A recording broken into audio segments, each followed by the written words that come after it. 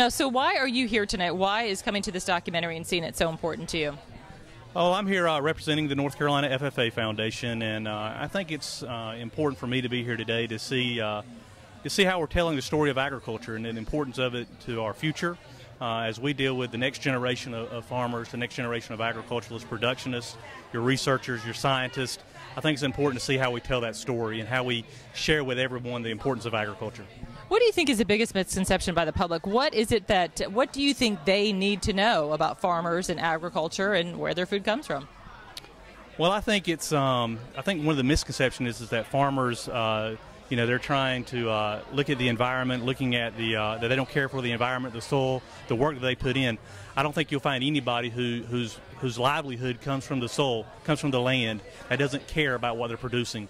That they put in the extra work to make sure that they're the best environmentalists. They're going to look after their livestock. They want to do what's right. They want to care for the food that they're putting on our tables. And you'll find no one that cares any more about that than the actual farmers that we have here in North Carolina.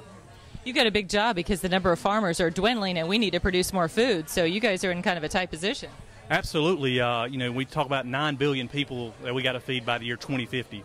And it'll be that next generation, to be those young men and women that wear the blue and gold jacket that are going to have to answer that question on how we feed those 9 billion people. And you think about North Carolina and the sheer population growth that we have in North Carolina, you can take, by the year 2050, move the entire state of South Carolina into North Carolina. And we got to produce enough food on less land with less people to be able to feed that next generation. And when we look at that, I don't want to be the one that has to tell people who can and cannot eat. That's an important question that our FFA members and 4-Hers and the next generation of production agriculturalists will have to face. We're so happy you're here tonight. I am the North Carolina State FFA President for the 2013-2014 year. Yeah.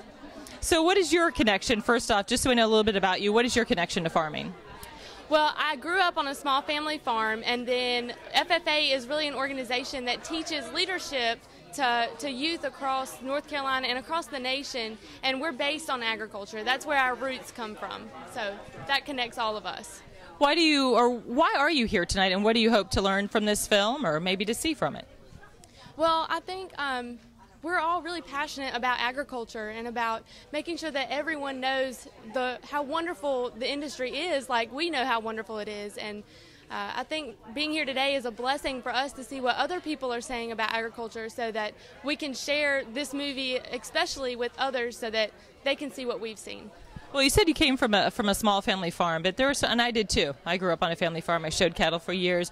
What do you think is a common misconception that maybe kids who grew up in the city that maybe they have, or what is something that you think they should know about agriculture and farming in general?